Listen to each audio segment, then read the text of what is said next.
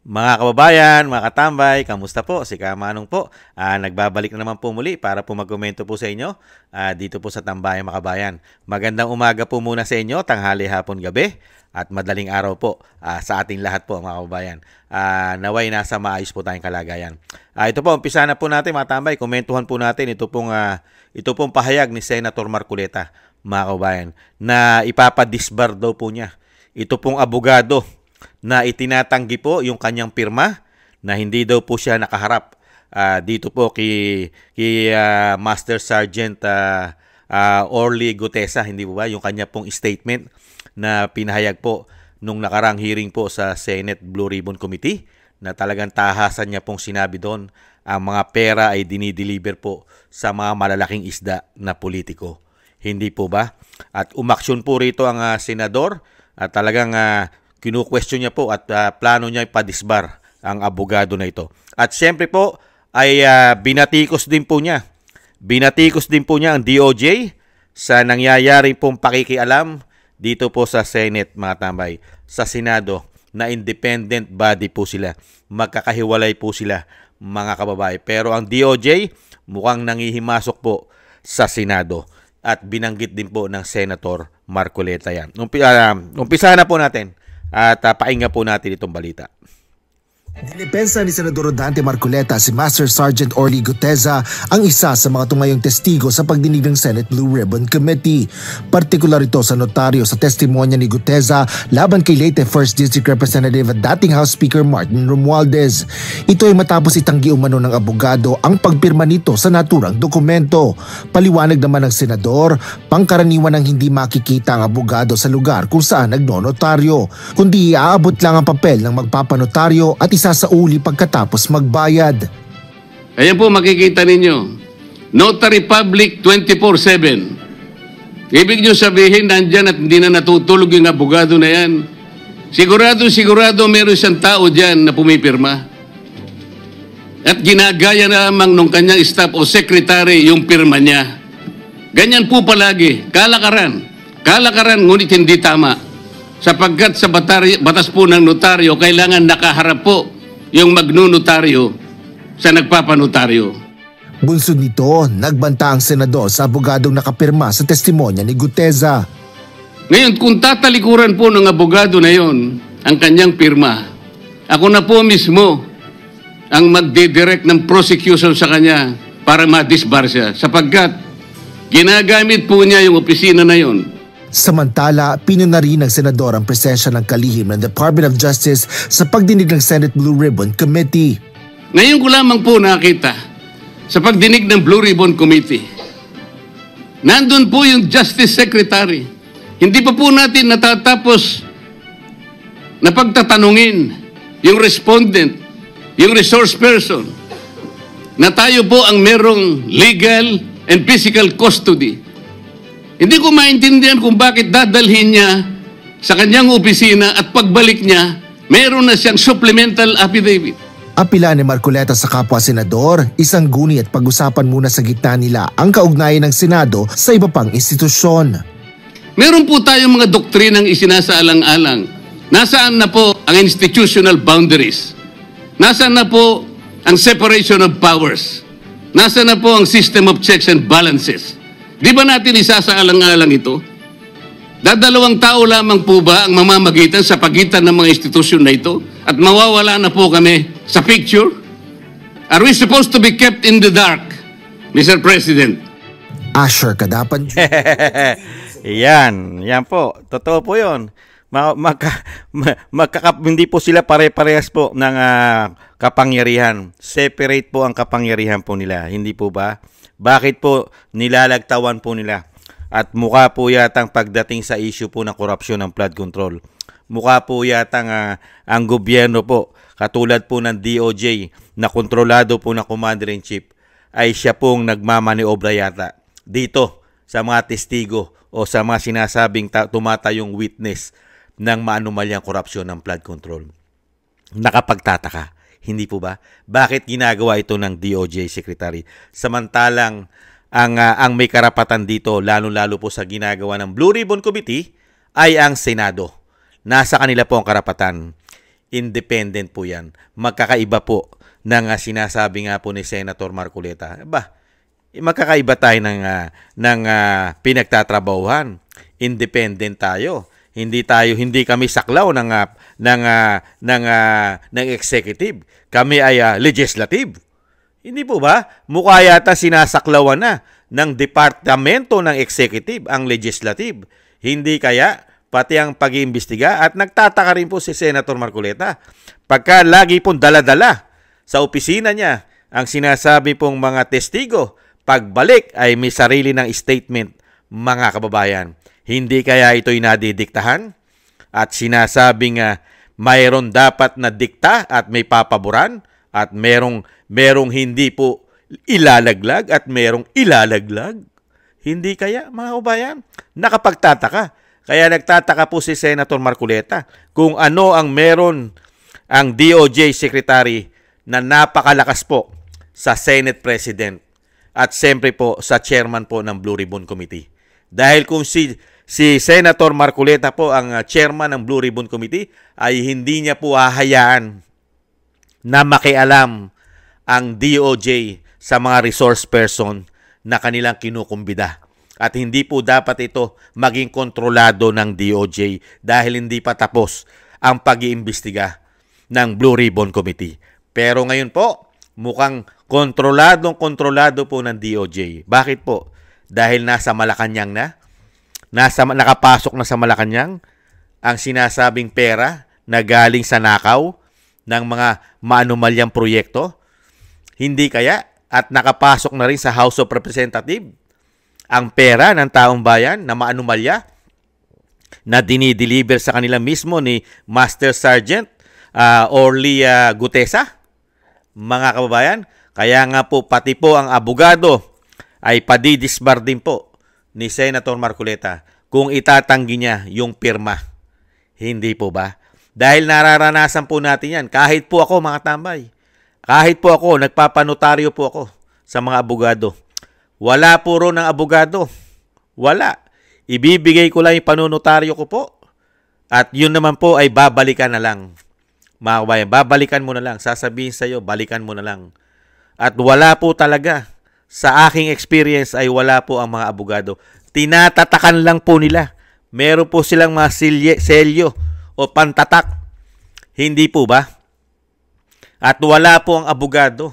Kaya nga tama po yung sinasabi ni Attorney Senator Marcoleta. Isa po siyang abogado. Na yan po ay lakaran na sa ating bansa. Lakaran na po yan sa mga public notary o notaryo ng mga abogado. 24/7 yung sinasabi, bukas sila. Impossible. Imposible na 24 oras ay nahandun sila. Di po ba? Meron po silang mga tauhan doon na sila na ang gumagawa. At tama rin yung sinasabi ni Senator Marcoleta na may pumipirma na para doon sa abogado. Hindi po ba? At yun po ay ginagaya o sinasabing yung talent. May mga talent po yan. Mayroon po dyan talagang mahusay gumaya ng pirma. Hindi po ba? Yung iba, tinatatak na lang. Hindi ba? Tatatak mo na lang. At nahandun na lahat. Hindi po ba? Kaya po malilintikan po itong abogado na ito na gumawa po at nagnotaryo nung statement ni Master Sergeant Orly Gutesa. Malilintikan po yan at madidisbar pa yan, mga kababayan. Dahil hindi niya pwedeng pasinungalingan. Dahil mayroong mga code at mayroong mga selyo yung kanyang ginawang notaryo na hawak-hawak ni Orly Gutesa, mga kabayan. At yung abogado na yon, masisibak po yon. Mawawala ng lisensya yon at madidisbar na nga pagka hindi niya inamin na yung ginawa niya ay sa kanya mismo at sa kanyang tinatawag na opisina niya. Hindi po ba? Delikado po yan, mga kabayan. At ginagawa pang sinungaling. Parang pinalalabas nila na sinungaling itong si Master Sergeant Orly Gutesa na gumagawa ng sarili niyang notaryo at siya na rin ang pumipirma. Yung sinasabing mga kasamahan ni Orly Gutesa, malabo yan. Dahil yan po isang paglabag po yan sa ating saligang batas. na mameki ka at may parusa po yan. Mabigat po ang parusa niyan, lalo-lalo kung pinepeki mo ang mga dokumento. Hindi po ba?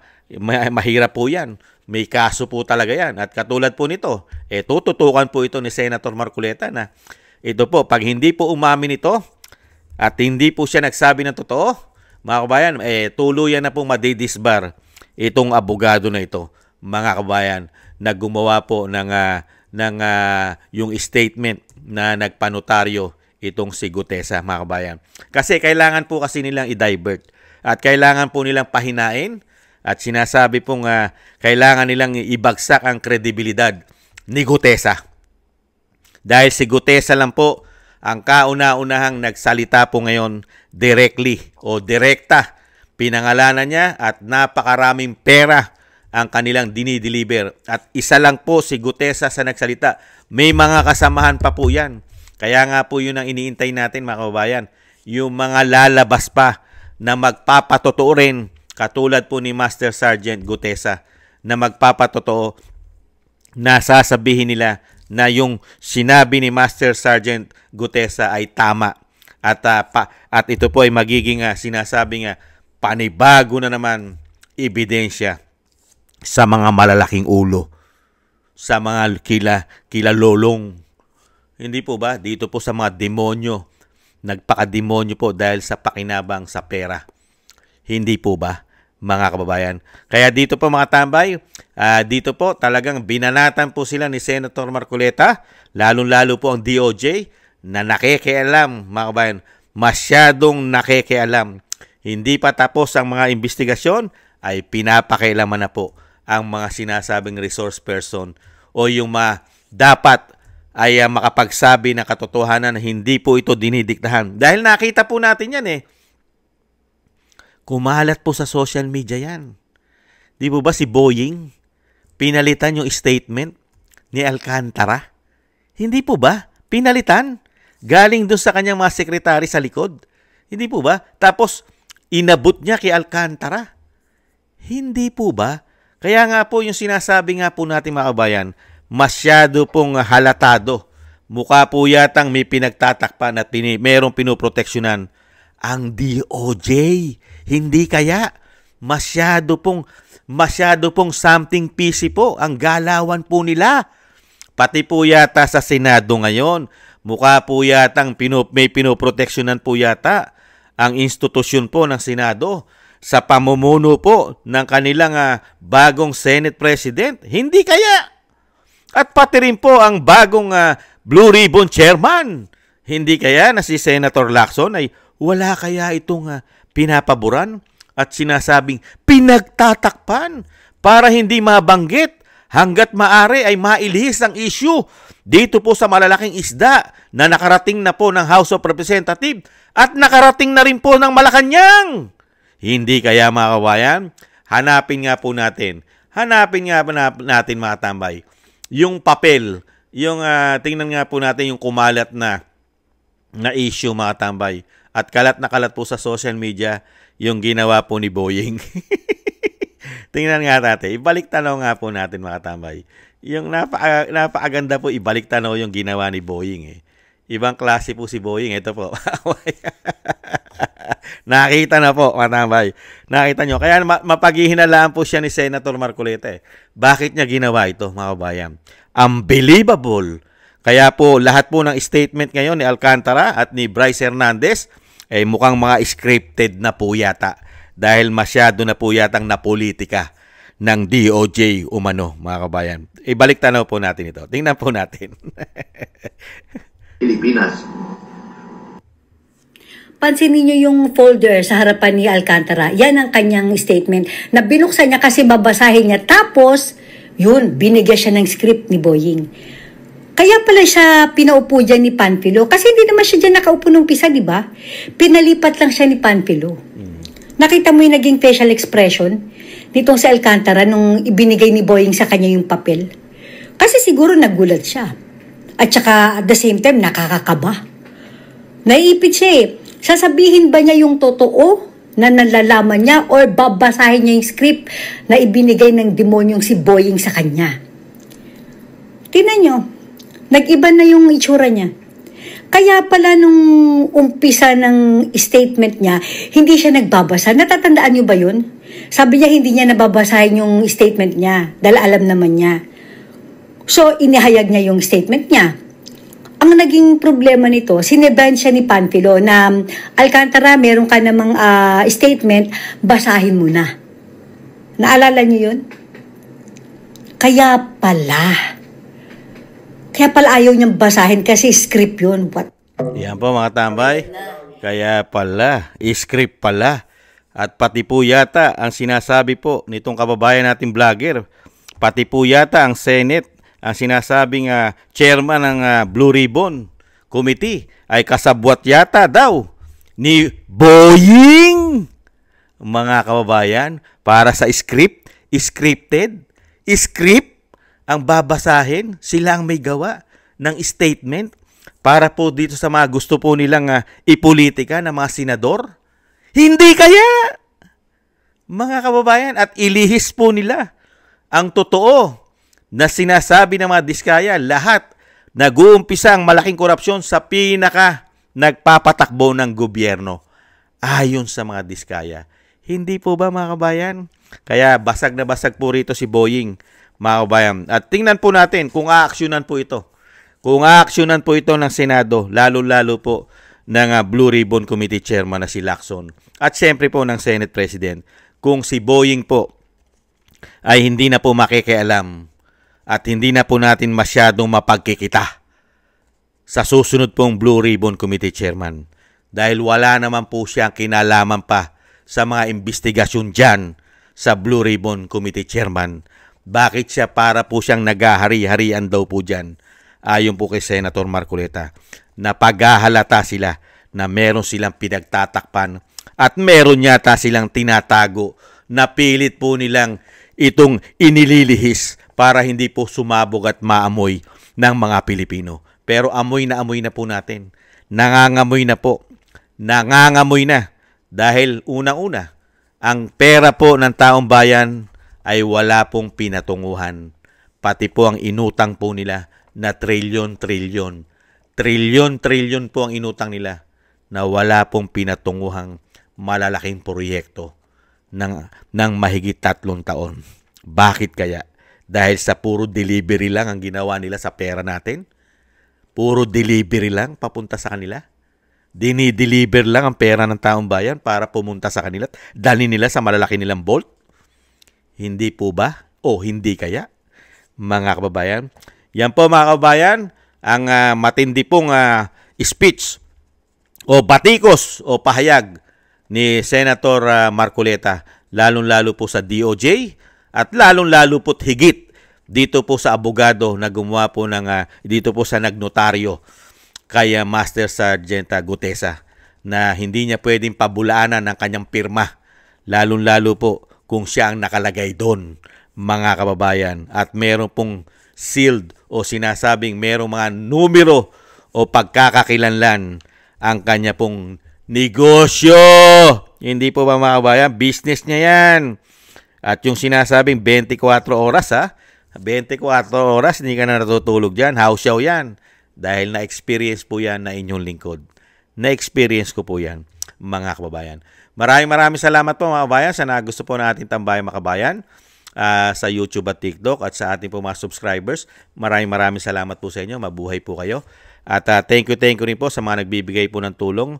Shoutout po sa inyo. Thank you po. Shoutout po Ma'am Nancy, Tatay Nick ng Canada, Gay at Siena, Norma Garcia, Michelle Yamaguchi Vlog, Rosalina RK Team 888, Wills Bubbles 5697, si Arpel Villacorta, Teodorico Erguisa Jr., Ani Jo, ako si Pilam, Jovelyn Watanabe ng Japan, si Jem Aris ng United Arab Emirates, Julieta Celona ng Sydney, Australia, Gina Ray, Solid DDS ng Berlin, Germany, Jake Yahoo 4531 ng Maisog, California, USA, Eric Hershaw ng Canada, Kingston 123 ng Hong Kong, Bei Chichiyoko, si Ma'am LB at Sir Manny ng North Miami, Florida, USA. Maraming salamat po sa inyo mga kabayan. Thank you po. Shoutout po sa inyo lahat.